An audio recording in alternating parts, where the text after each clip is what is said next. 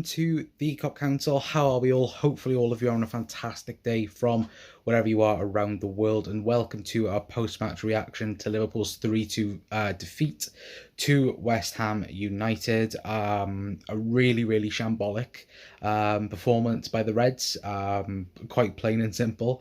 Look, didn't deserve to win that game whatsoever, and it's a crying shame because, look, today's game was so important for the league at the moment. Look, at the end of the day, it isn't the be all and end all. We are in November. There is plenty of time in this league, but you look at it: Man City winning yesterday, Chelsea dropping points to Burnley, and you look at it and you go, Liverpool could go a point behind Chelsea going into the international break.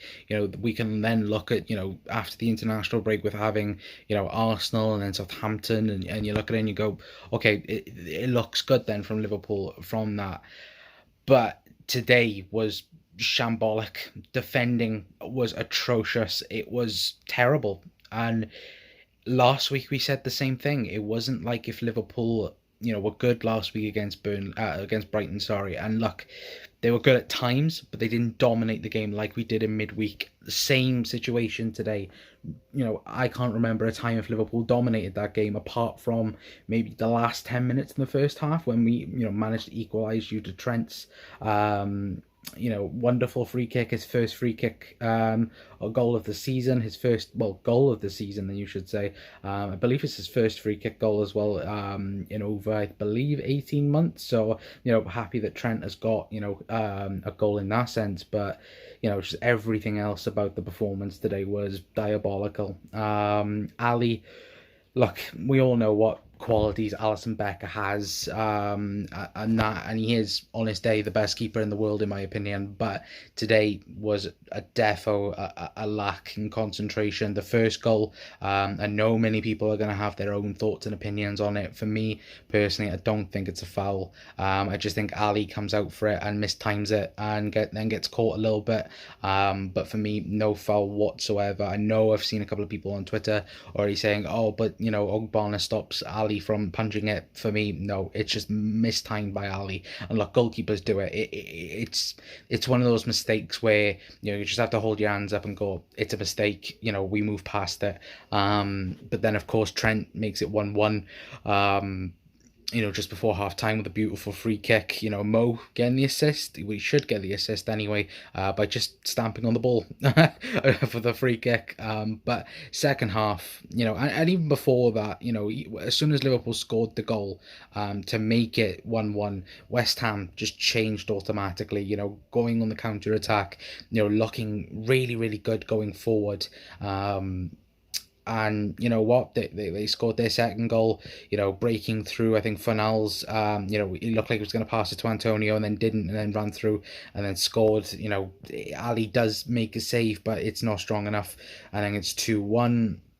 And then, of course, their third goal came from a corner. Alisson just ball watching. Trent, could he have done something at the back post? Potentially. I think he could have maybe, defended a bit more. But look, the whole team didn't defend that well, realistically. There are some people that, me personally, I'm fuming about. Andy Robertson and Joel Matip being two of them.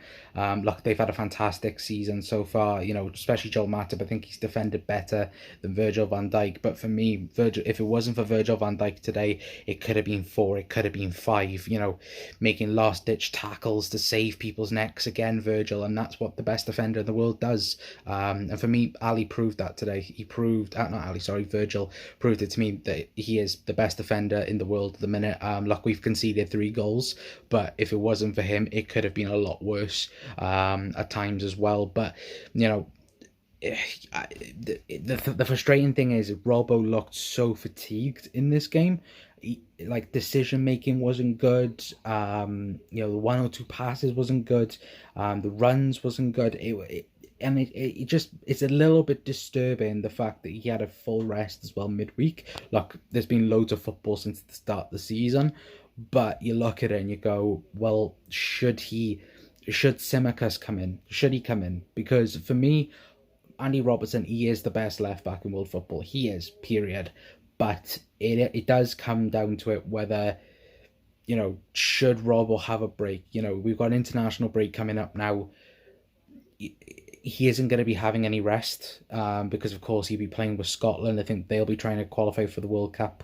So he's definitely going to be playing unless, of course, he picks up an injury, which, of course, we don't hope for. But, you know, against Arsenal, I think that question is going to get asked quite a lot.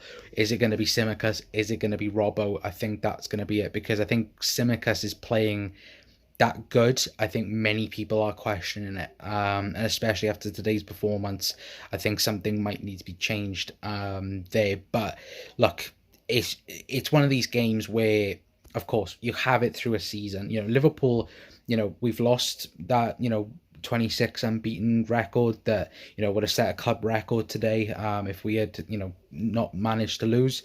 And look, this Liverpool side is capable of going back 25 games unbeaten. It is. And that is what I think many people, me included, would want that to happen, of course. The busy end of the season is now after this international break. Of course, we have to come back fighting at home against Anfield against Arsenal.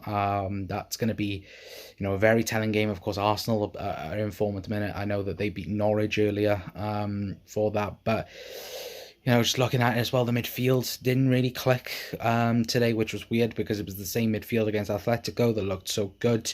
And then the front three, Mo having a quiet game, but you know, I know Sadio missed one or two chances, especially towards the end after Divock. I didn't even mention Divock scored to make it 3-2.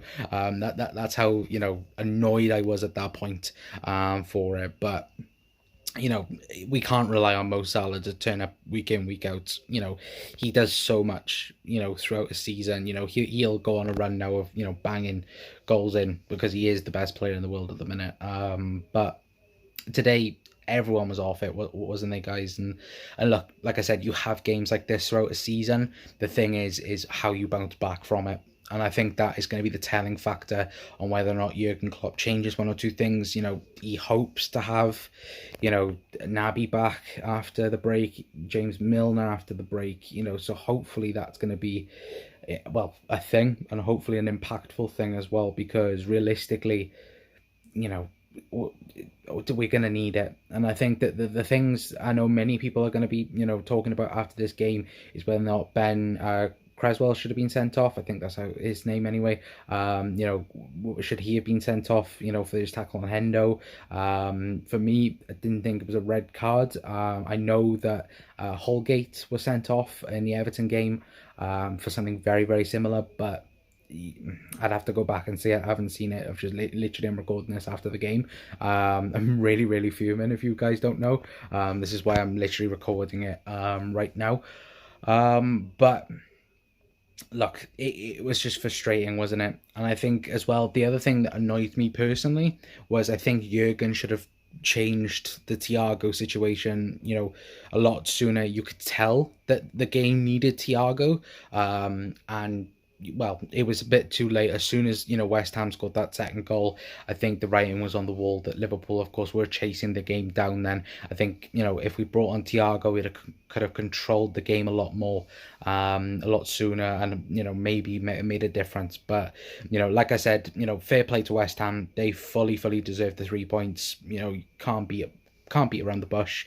They were fantastic. David Moyes is doing such a fantastic job there at the moment. And look, you know, fair play to them. I think they're third now, aren't they, over us by a point. I think we're now, 6 points off Chelsea, which sucks, but, you know, it's a long ass season, then you could say. And look, fingers crossed, you know, we bounce back now after the international break, and, you know, bounce back, you know, nice, clean, and fingers crossed we can batter Arsenal after the international break. But look, guys, thank you so much for tuning in. If you have, then please feel free to leave a like. If you could, then please hit that subscribe button as well. Don't forget to hit the notification bell because YouTube likes all that stuff as well. I'm going to try and maybe get some of the guys on tomorrow, maybe talk a bit more about this game if we really want to talk about it, because let's be honest, it was a shit show. But yeah, pathetic performance from me for the Reds. Fingers crossed we can get it back all under control after the international break. But yeah, till next time, guys, there's going to be it from me. I've been Connor from the Cop Council, and I will see you all later on. Ta-ra, Reds.